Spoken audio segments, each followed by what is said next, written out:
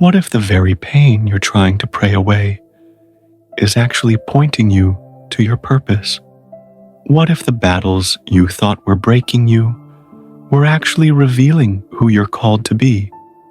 Before God crowns you, He crushes you, not to destroy you, but to awaken what He planted in you. If you've been struggling, hurting, misunderstood, overlooked, you might not be off course. You might be standing on holy ground. You don't discover your calling in comfort. You uncover it in conflict. You find it in the fire. You recognize it when everything in you wants to give up. But something in your spirit says, there's more. That voice, that ache, that fight, it's not delusion. It's divine. And God has a habit of revealing purpose through pain. If you're looking for signs of calling, don't just look at your dreams. Look at your struggles. Because the enemy doesn't attack what isn't a threat. And if you're being hit hard, it means heaven placed something heavy inside you. Let's talk about the 10 struggles that don't just test you, they reveal you. The first is isolation. Not just being alone, but being misunderstood. Feeling like you don't belong anywhere. Like you're surrounded by people, but never truly known. This isn't random. This is where God separates you to speak to you. Before David ever stood before Goliath, he was alone with sheep. Before Moses led a nation, he spent 40 years in the wilderness. Before Jesus launched into ministry, he went into the desert alone. God uses isolation to strip away distractions, to silence other voices, and to teach you how to hear His. You don't learn your identity in crowds.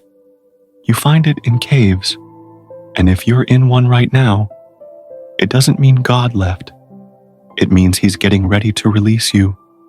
The second struggle is rejection. Rejection from people you trusted, from places you poured into, from systems that should have celebrated you.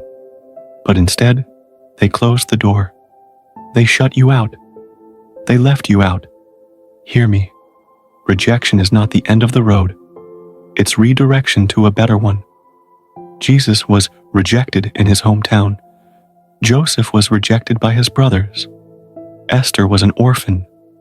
David wasn't even invited to his own anointing ceremony. Rejection isn't a mark of failure. It's often a sign that heaven is preserving you for something greater. Don't let rejection make you bitter. Let it make you bold. Because if people didn't see your value, it doesn't mean it wasn't there. It means God was hiding it until the right time. The third struggle is intense warfare. Not just external chaos, but internal torment. You wake up and feel like you're already under attack. Anxiety comes out of nowhere. Depression sits like a fog. Temptation flares up stronger than ever. You wonder if you're backsliding. But what if this isn't regression? What if it's resistance?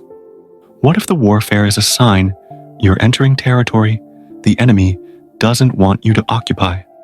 Remember, Jesus was baptized, affirmed by the Father, and immediately led into the wilderness to be tested, not to fail, but to reveal who He truly was. When all hell breaks loose, it doesn't mean you're cursed. It means you're called, and the devil is terrified you're about to figure that out. The fourth struggle is invisible growth. You're doing everything right. You're praying, obeying, sowing, waiting, but nothing seems to be moving. No doors opening, no affirmation, no fruit, and the silence is deafening. But remember this, roots grow down before trees grow up, and God never wastes a seed that's been planted in faith. This part of the journey is what builds spiritual muscle. It's where faith becomes real, not based on results, but on relationship.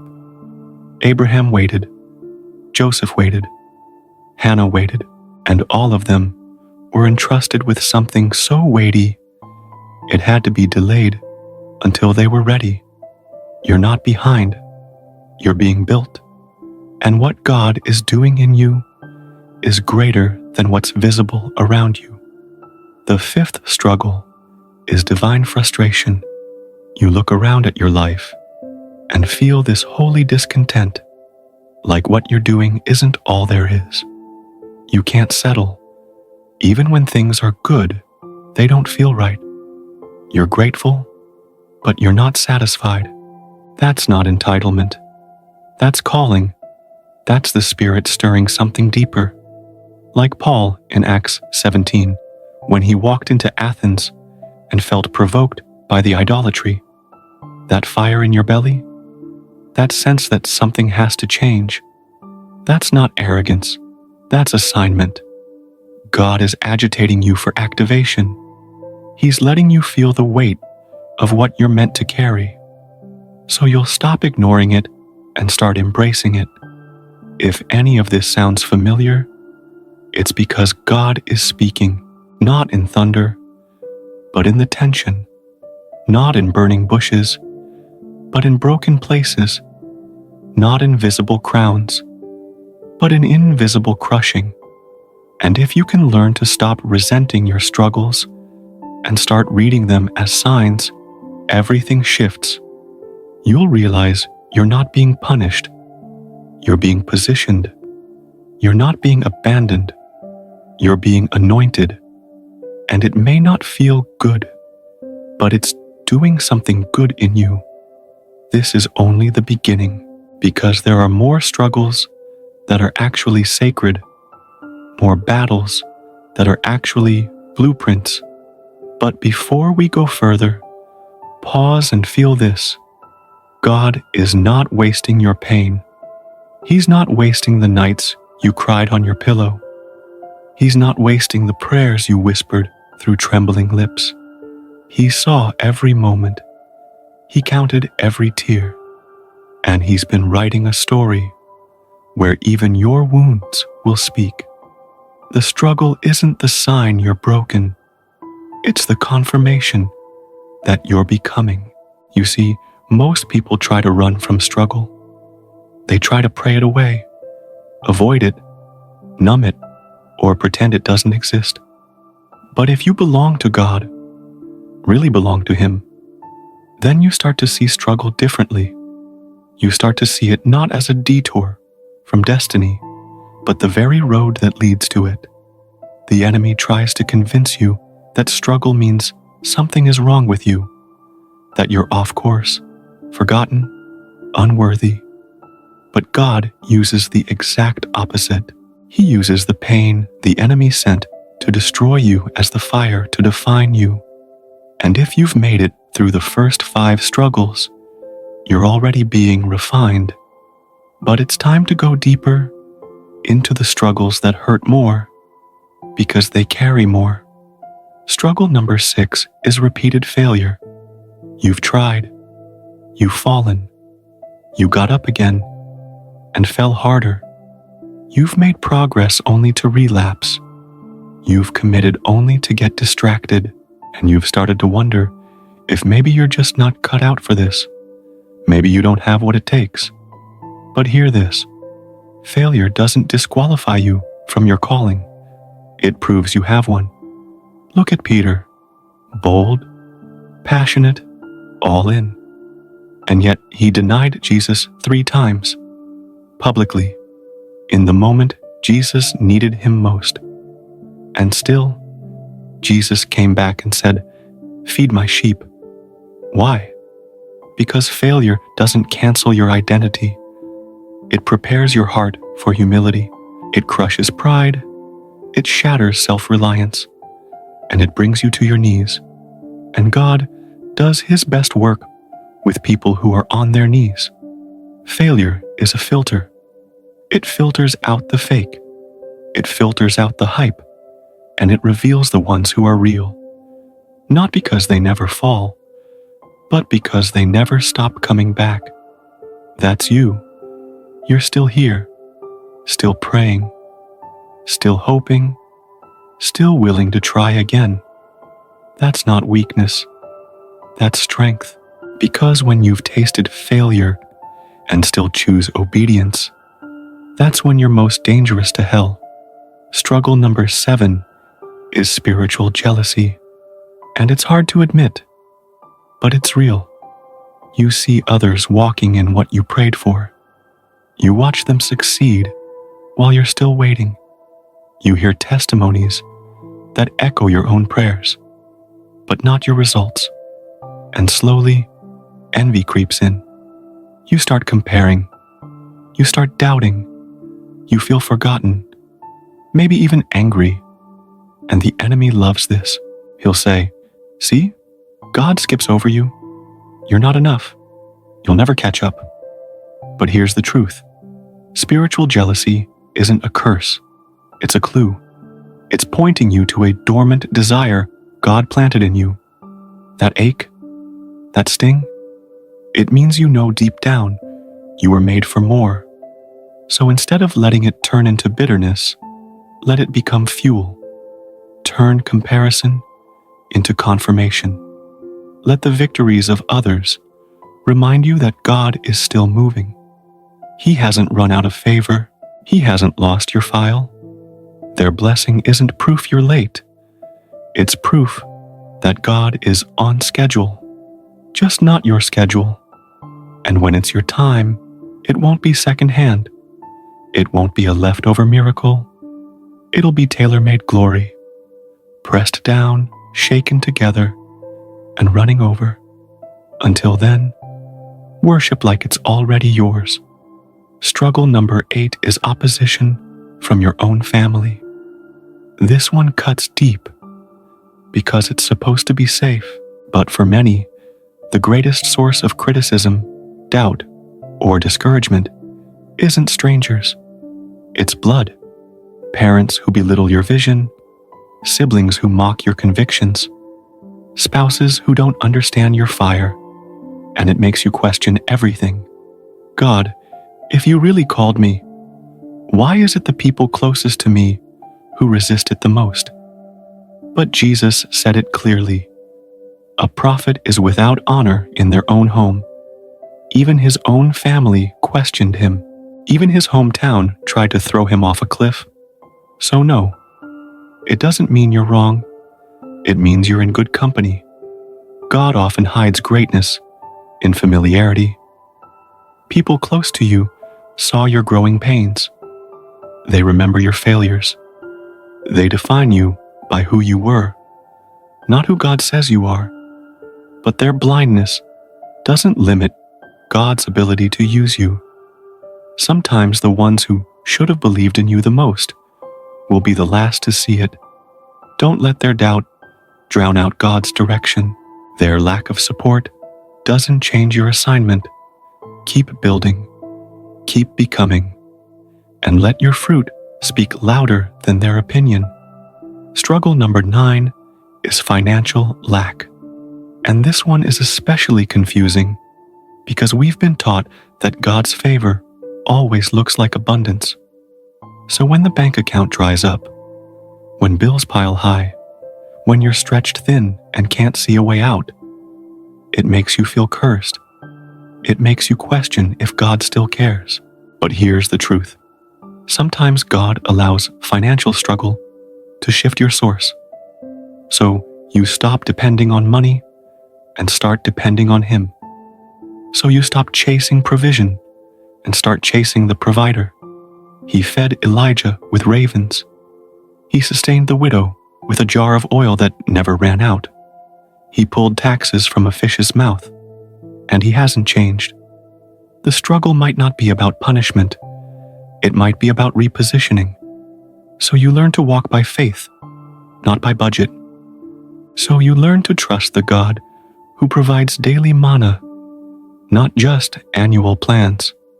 And in that season of lack, God will multiply what you have, stretch what you thought was finished, and teach you to steward scarcity with supernatural wisdom. Because when you get to the promise, you'll know it wasn't your hustle, It was His hand. And struggle number 10, maybe the hardest of all, is unanswered prayers. You begged, you fasted, you stood on the word, and still, the healing didn't come. The door didn't open. The person didn't stay. And now you're left with questions that echo in the silence. God, where were you? Why didn't you intervene? And this is where many walk away, because they confuse God's love with His yes. But unanswered prayers are not a sign of God's absence. They're often a sign of His protection, or His timing, or His higher plan. Jesus prayed in Gethsemane, "If it's possible, let this cup pass." And the Father said no, not because He didn't love the Son, but because He loved you. That no led to a cross, and that cross led to salvation. Sometimes your no is tied to someone else's deliverance, and one day you'll look back and thank God for what He didn't give, because in the moment of silence, He was setting up something sacred. These 10 struggles, they don't feel sacred when you're in them. They feel crushing, confusing, brutal.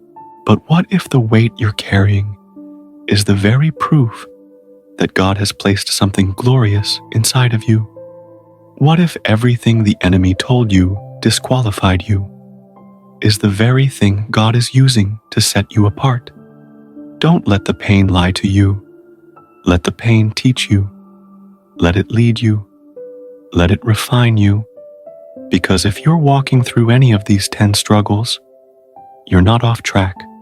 You're being carved into a vessel of fire, a weapon of glory, a messenger who's been through the valley and didn't die there, a voice who won't just talk about calling, but will carry it with tears and truth and testimony. You are called. That's why it's been this hard. And the very thing that nearly broke you is the thing that's going to build you.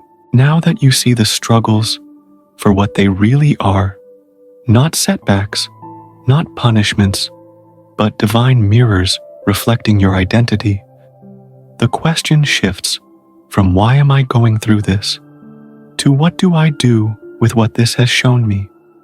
Because once your calling has been revealed, once your soul has been shaped by fire, silence, failure, rejection, and the weight of delay, you cannot go back to who you were. You can't fit back into the version of yourself that lived unaware, unawakened. The struggles you've walked through didn't just change you, they called you. And now, you have to respond. But how? How do you respond to a calling that's been revealed through pain? How do you carry something so heavy when you still feel so weak? Here's how. You stop waiting for confidence and start walking in conviction. You stop asking for clarity and start moving with courage. You stop praying for escape and start thanking God for endurance. Because calling is not comfortable. It never was. It never will be. But it is consecrated. It is holy. And it is worth every battle you had to fight to see it. You don't need a stage to start. You don't need a title to obey. You don't need a church to confirm it or a spotlight to validate it. You just need your yes. That quiet, trembling, stubborn, tear-stained yes. That yes you whisper when you feel invisible. That yes you whisper through broken prayers. That yes you give God when you're not sure what tomorrow holds, but you're sure who holds tomorrow. That's how you walk in what's been revealed. Not with certainty, but with surrender. Because the calling that comes through struggle doesn't produce celebrities. It produces servants. It produces shepherds who know what it's like to be forgotten in the field. It produces deliverers who've been through the wilderness. It produces prophets who've been rejected by their own. It produces pastors who've wept in secret over the people they serve. If you thought your calling was going to make you popular, you misunderstood the assignment. Your calling doesn't make you impressive. It makes you impactful. And impact always costs. Jesus didn't promise comfort. He promised a cross. He didn't promise ease. He promised eternity. He didn't say, "Follow me and be safe." He said, "Follow me and die to yourself daily." But here's the beauty. What you lay down, He resurrects. What you surrender, He breathes on. What you offer, He multiplies. And it starts with recognizing that the struggle was never random. It was revelation. You've been asking God to show you what you're called to do, but He's been showing you who you are through every fire, every no, every broken plan. And now you know you're not just someone who survived. You're someone who's been sent. That's why you couldn't fit in. That's why the easy path didn't satisfy. That's why shallow conversations drained you. That's why the weight was heavier for you than others. Because what's in you was never average. You were made for a mountain. Most people don't have the lungs to climb. And if you're still trying to figure out what you're called to, look at what you've overcome. Look at what crushed you and yet didn't kill you. Look at the battle you won in secret. That's not just your past. That's your platform. That's your message. That's your ministry. God doesn't waste wounds. He doesn't skip over scars. He uses them. He anoints them. He puts fire on them and turns them into oil. Because nothing hits like truth that's been lived through. Nothing carries authority like someone who's walked through fire and came out with praise. You want to reach people? Don't give them cliches. Give them honesty. Tell them about the nights you wanted to quit. Tell them about the prayers you prayed with clenched fists and tears. Tell them about the times you doubted, wrestled, screamed at heaven, and still chose to stay. That's where your power is. That's what breaks chains. That's what shatters shame. Your vulnerability is your weapon. And now that the calling has been revealed, it's time to protect it. Because hell doesn't just fight people, it fights purpose. The moment you start walking in identity, warfare increases.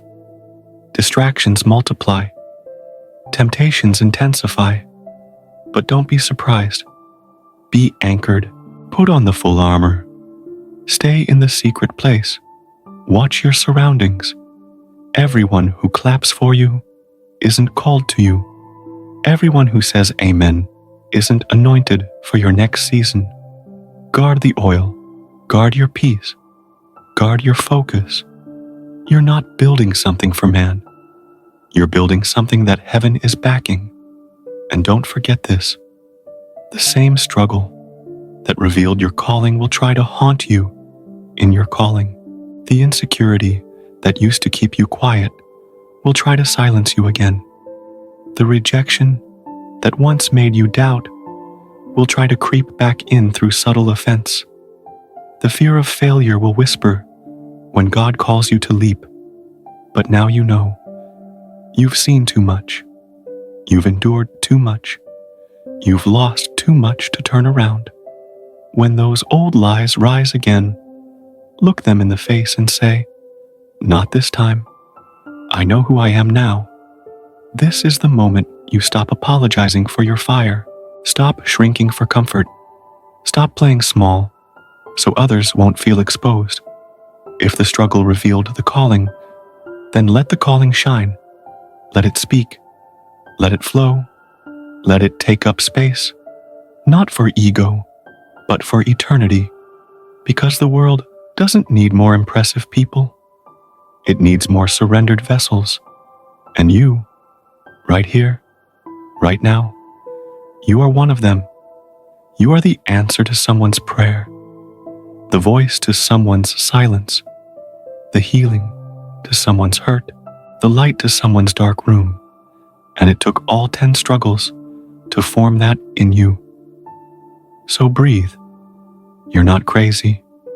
You're called. Now that you know you're called, the next battle begins.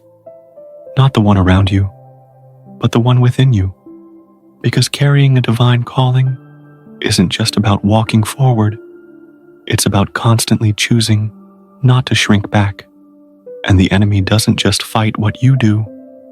He fights your belief in who you are. He wants you to question if you're really chosen. He wants you to doubt if God really said what he said. He wants you to replay your flaws, magnify your weakness, and sit down when you were born to stand. And this is why your hidden seasons mattered so much. Those long, silent, isolated years. They weren't punishment. They were preparation. God was training you in the dark, so you wouldn't be destroyed in the light. He was teaching you how to steward the secret place, so that public pressure wouldn't make you collapse.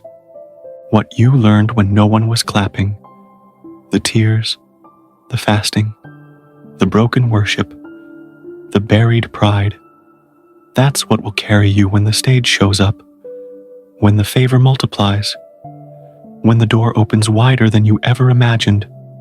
Don't despise those years when you felt invisible. Don't wish away the season when it was just you and God in the quiet.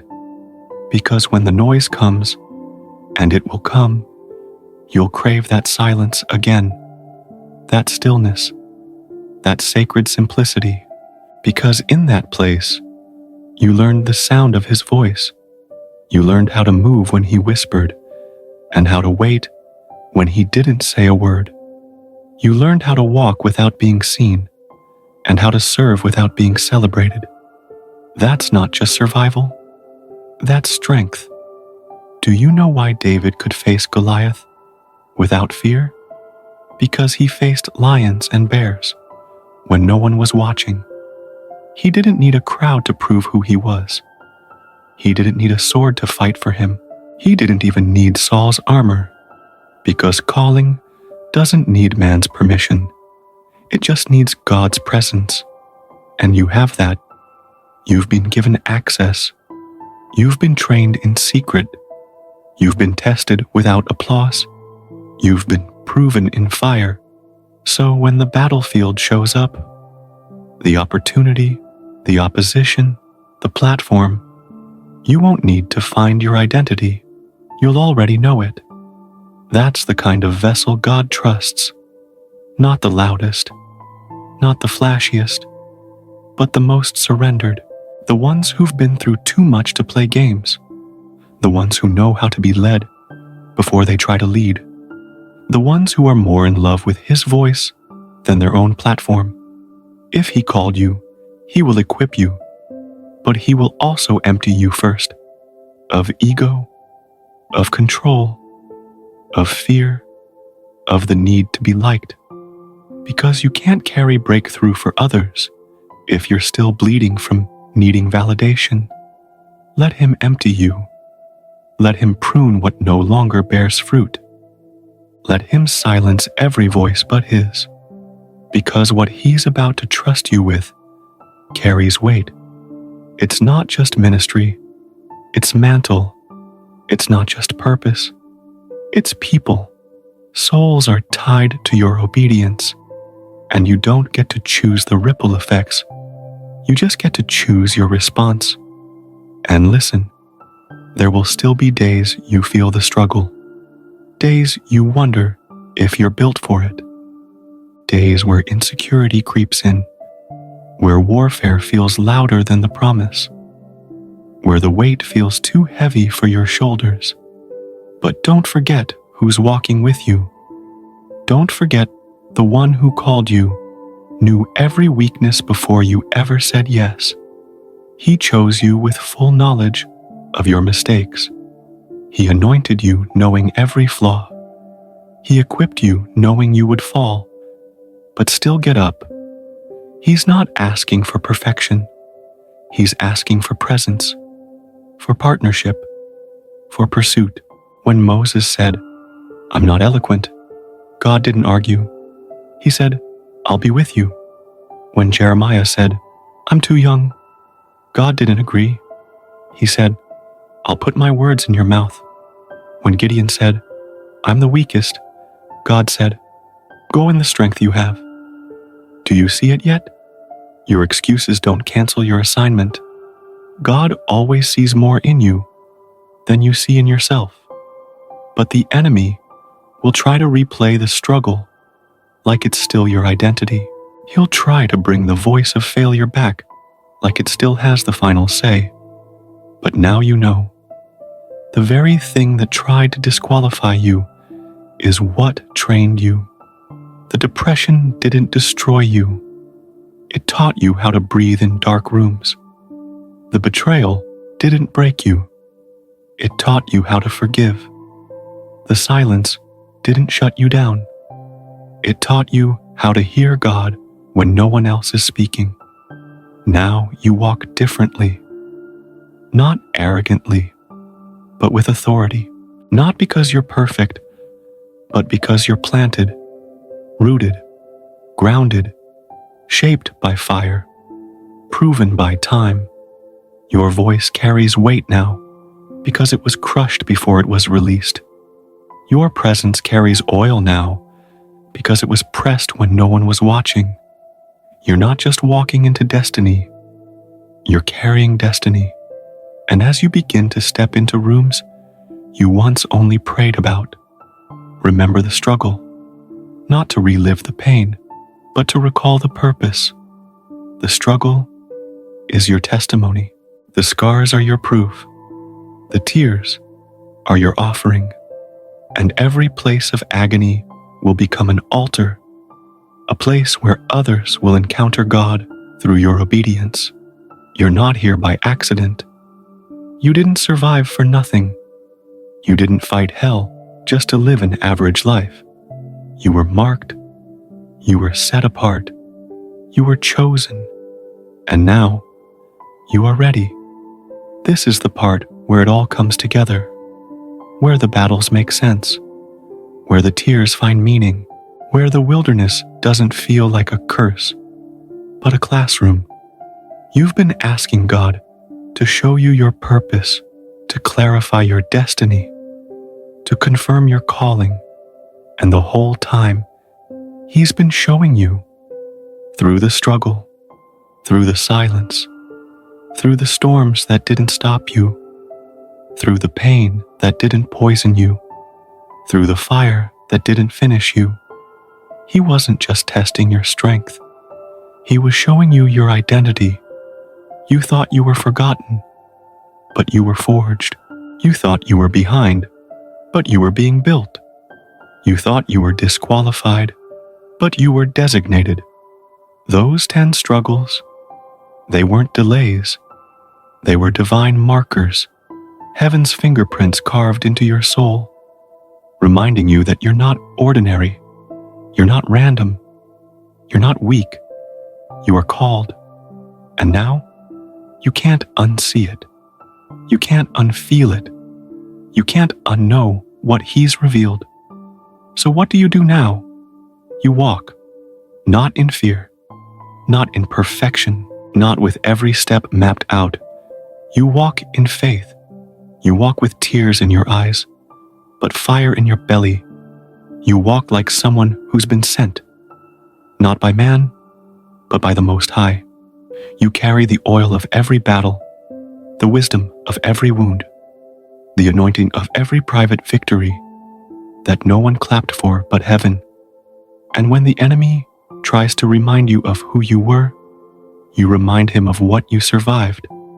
You say, "I've seen the inside of a cave and still came out with a crown.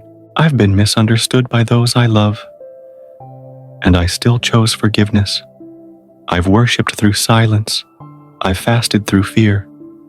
I've wept in the presence of God with no words left, and He still called me."